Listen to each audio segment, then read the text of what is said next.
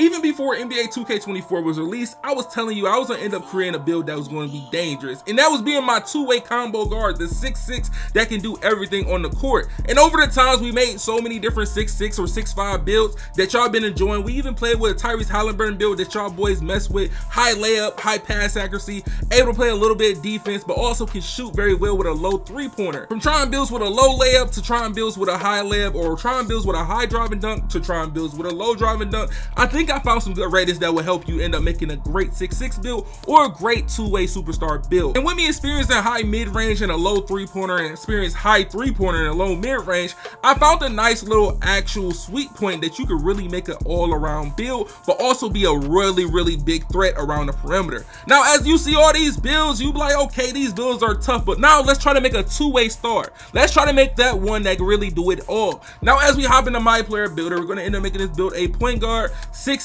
190 pounds, and 6'9" wingspan. Now, as we making this build, it's going to be more of a shooting based build, but you also will be able to finish around the rim and around the hole if you want to. Now, as of the times I end up doing these type of videos, I tell y'all this now, I'm going to end up showing you some attributes, I'm going to end up showing you certain dunk packages, and I'm going to show you the stats that you need to get certain things. Now, as of the actual physicals, you can go 96 or 99 for your stamina. You get handles for days on go. Now, when it comes to the vertical, we're only going with 60. I'm gonna be honest, that's all we're gonna go. Even if you go 75 driving dunk, 70 driving dunk, 60 drop, we're going with 60.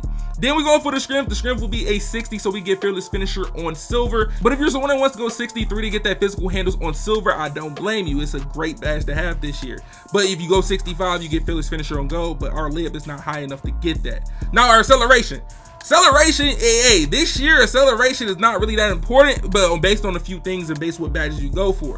I usually go between the 73. I see a lot of people go 71. I even see my man Joe Knows mess around with 66 acceleration. And all I can say is really preference based on what badges that you're aiming for. But as of the speed, you can go 81 for silver speed booster. We want that gold speed booster, so we're gonna go 86 speed on this build. Now for the dunk, there's some actual thresholds based on what you want to do. 55 can get the job done. I'm gonna be honest. You can have a 55 driver dunk, you put 2 dunk packages on, you be Gucci. You can put the hang off ones right here, or you can end up throwing on that Klay Thompson. And Klay Thompson might be one of the low slept on actual dunk packages that you have with a 55 driving dunk on this game. That will get you consistent athletic off ones without having a 75 driving dunk. But the next threshold is maybe one of my favorite thresholds between having a 70 and 75 or 65. But as of 65, you get athletic hangs off one of the best dunk packages on the game, one of maybe the safest dunk packages. When I say I barely get blocked, it's a 90% chance that you're not blocking this dunk, especially if you end up holding your right stick up and running at the rim. It's going to be very hard, especially if you got a decent lane. Before the dunk rate is between 70 and 75, you got the Luka Doncic, a very slept on one. A lot of people, I don't know why they sleep on Luka. It's a great dunk package.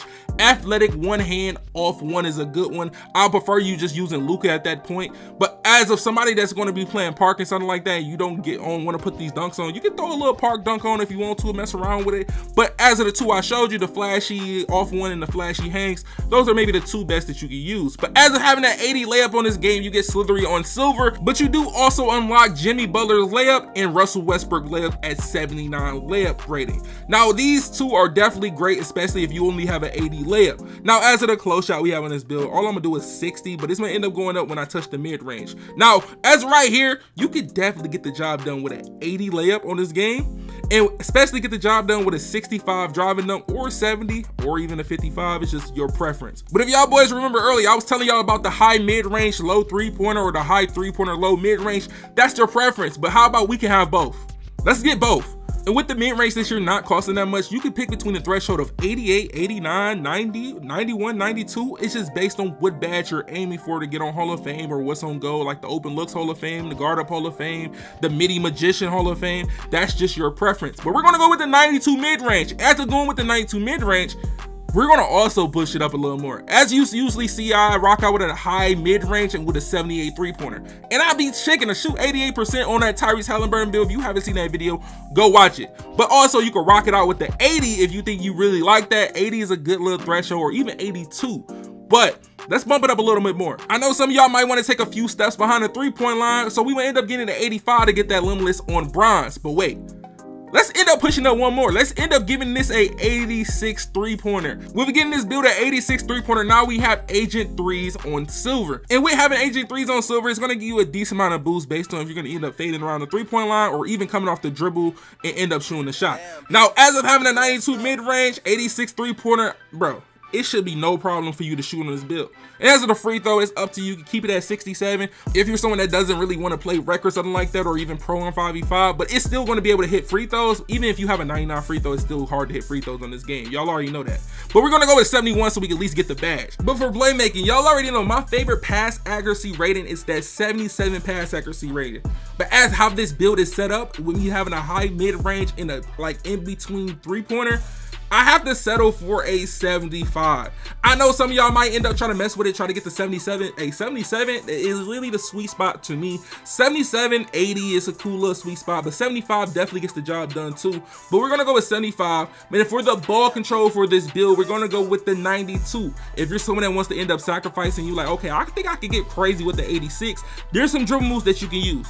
If you want to use the Kimball Walker escape, if you want to end up using John Wall crossover, that's the same as Kobe, you can. But if you want to go with 88, I prefer that so you can get a little more extra badges. But we're going to go with 92, and I know a lot of you guys will be like, why you don't go 93? I don't need ankle breaker on Hall of Fame. I don't need the killer combos on go. I work without those and it's still good, and it does take a lot of attributes when you end up going for that 93. But y'all know I couldn't lay out the dribble moves for y'all boys. I know I talked about the dribble moves, now I gotta show you the dribble moves. As of the dribble style, you gotta make sure you have that pro and all that other stuff. You got the Kimball Walker escape, you got the Jamal Murray behind the back, you got the Kobe crossover, and with 6'6s, I prefer to use Luka step back instead of John Wall, but that's up to you. That could be your preference. But speed with ball, if you was gonna end up going with that 86 ball control or 88, hey, you might as well go with 75 speed with ball at that point. But since we're going for that goal, you know what I'm saying, speed booster, we're gonna go with 83 speed with ball so we can get that. But for the defensive aspect on this build, you got a 48 interior, and we're gonna have a 75 perimeter. With the 75 perimeter, we get clamps on bronze. Y'all might like, clamps on bronze ain't doing it. On NBA 2K24, having clamps in general is gonna help you. No matter, I'm gonna be honest, it is a slight difference with having clamps on bronze than clamps on nothing. It makes a actual difference. Now, a very important part on this game, the steal. Hey, I know I would love to get a 91 steal on this build. I would have to sacrifice maybe a 3-pointer, dunk, something. But 85 can get the job done. 85 can definitely get the job done. You got interceptor on silver, you got glove on silver, you got right stick ripper on silver. This is going to make you even more of a defensive threat. I know your perimeter is not like that, but you got an 86 speed. That's going to actually help you. The 86 speed is going to carry you having a 75 perimeter, things like that. But for the block, we can go 68, 69, 70, just based on what you want to do. If you want to upgrade the interior, you can get that 69. And then if you got to go to 51 to end up finishing off, or you can put a little bit on your free throw. But as the build being 6'6", 190, or you could do 200 pounds, whatever you want to do, 180 pounds, 6'9" wingspan. I see this as an all-around build. It's not too crazy when it comes to finishing, but it can get the job done. It got great shooting at the mid-range and the 3-pointer. It has great ball control. It's fast. It has defense. It can guard the 1 through 3. I'm not gonna say 4 and 5, but it's gonna be able to stop the 1 through 3 if you want to play some type of defense. But as of the 4 through 5, like the power forwards and centers, hey, you might be able to get a few stops, but it's not gonna be very consistent. But look, as you see, you can mess around with a few stats, try to see, change a few things that you see if you don't like. You can drop it to a 55 driving dunk if you want to and go for standing. But as of the build, this is a great all-around 6'6", two-way superstar build that you can really go crazy on. Now, as a perimeter defender, it definitely can get the job done. As playing the 2 or the 1, it definitely can get the job done. Even as an ISO build, this will be a fun build to play on. But for the name they end up giving us, this is going to be a perimeter shot creator build. As we get shades of CJ McCollum and Lonzo Ball, I'm not gonna lie, I usually see Lonzo Ball as everything if you put some type of steal or even perimeter on a build, on a guard build at that. But look, as of this being a build with no post control, just straight dunk, layup, 3-pointer, mid-range, now I'm going to show you the build with post control, and you're going to open your eyes to even more crazier things. Now remember, you have a 92 mid-range on this build. Midi Magician is on Hall of Fame. But what if we end up raising our post control a little bit higher? Let's end up raising our post control to 85. Raising our post control to 85 gives us post fade phenom if you want to end up doing post fades in the mid range and things like that. on Hall of Fame. So now you got a Hall of Fame midi magician and post fade phenom. Now, if you really know what you're doing, you could be really unstoppable at the mid-range with this build. Post up, taking somebody off the dribble, shooting a fade, taking somebody off from the three-point line, getting a bucket. It's just based on how you play on this build. Even if I drop the actual thing to like 75 and you do gold, gold can still get the job done, and you can end up maybe raising your dunk or things like that. But even having your post control on this build makes this build even more dangerous than what it was before. And I didn't have to sacrifice anything really important. But if you're someone that wants to go for standing dunk, you can do that. You can go with a 60 driving dunk, or you can go with 55 driving dunk and end up possibly getting a 65 standing dunk, especially on a 6'6".